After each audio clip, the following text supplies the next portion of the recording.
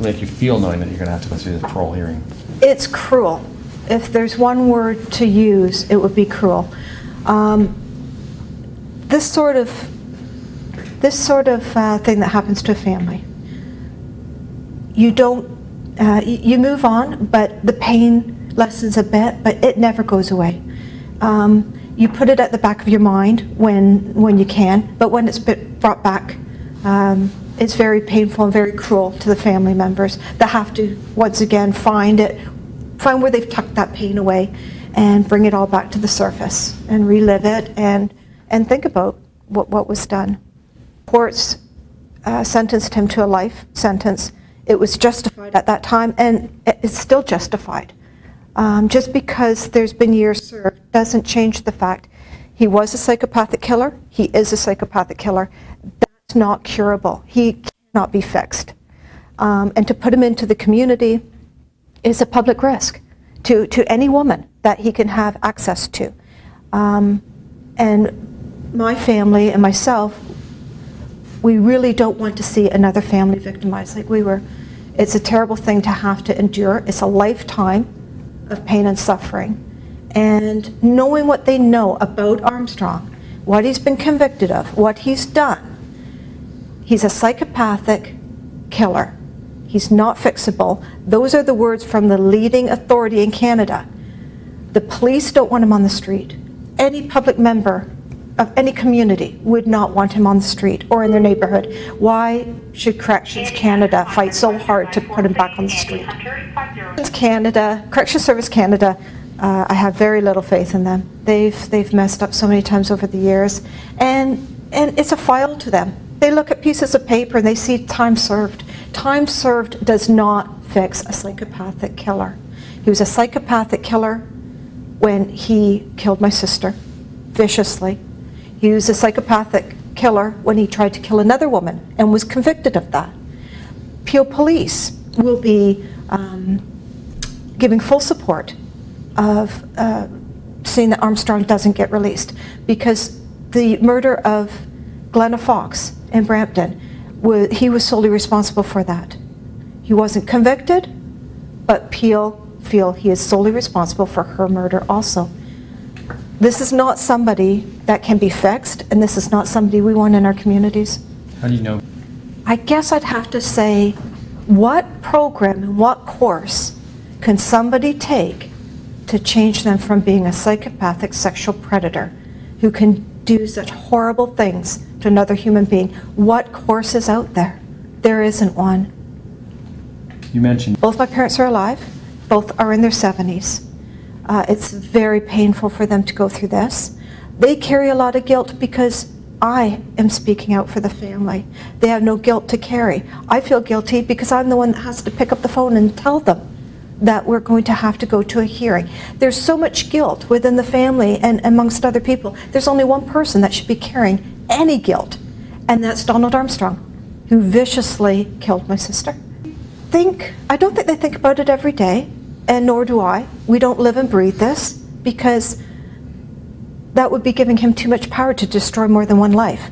Our lives have been damaged, and it's a lifetime of pain and suffering, but we do go on and we live happy lives. My parents have gone on and lived productive, happy lives.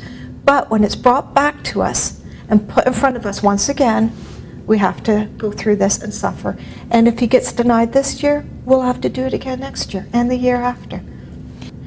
Life means life. It doesn't mean 15 years. It doesn't mean 25 years. Life means life. He took a life, therefore he should forfeit his life. When they abolished capital punishment, they replaced it with life. So let it be that. Instead of taking their life, make them serve a life. That's all we're asking. And protect the rest of the people in the community who so much deserve that. That she had a right to live. That she would have turned into she was a beautiful person. She had every right to live. She had every right to be married, to have children, to give me nieces and nephews, to enjoy our family. We were a normal family before this happened. We had normal Christmases, normal holidays, like normal families. That's all I've ever wanted. It's just to belong to a normal family. We are not. when this isn't placed in front of us to have to deal with, we go on and we live happy, productive lives. But it's really cruel having to do this time and time again. I remember she was very beautiful to look at. I remember she was fun. She was happy all the time, very energetic. I miss the friendship that we would have had she survived. That's what I miss. Yeah, Stop the hearing. He could abandon it if he chose to.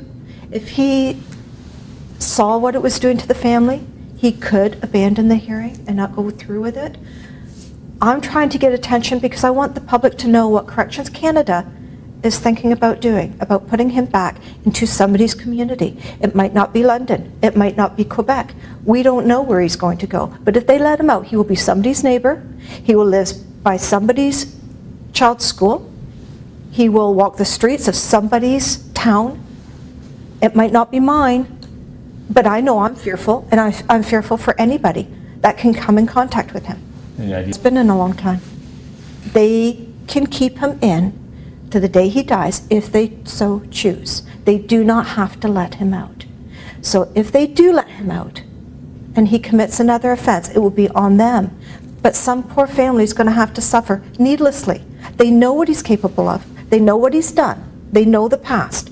Just because a file becomes thick and people forget and people move on, it doesn't change what was done and what he's capable of doing again.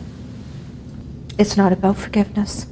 It's not about, it's about protecting the people in our communities now. It's about the future. I can't change the past. I can't bring my sister back, but I can certainly warn the public, this is what's been done. We don't want this to happen again. 10 feet apart. What's that like? Not a lot of distance. It's a very, very scary thought. I am scared to death about doing it. I think anybody in my family that's going to be there, we're all afraid. It's a terrifying experience. It really is. And an apology, I'm a religious person. I believe in forgiveness. I always say to my children, leave room for forgiveness. There are some things you can't find forgiveness. He's evil. You can't forgive evil. And it's not a place I have to go to. I don't have to find forgiveness.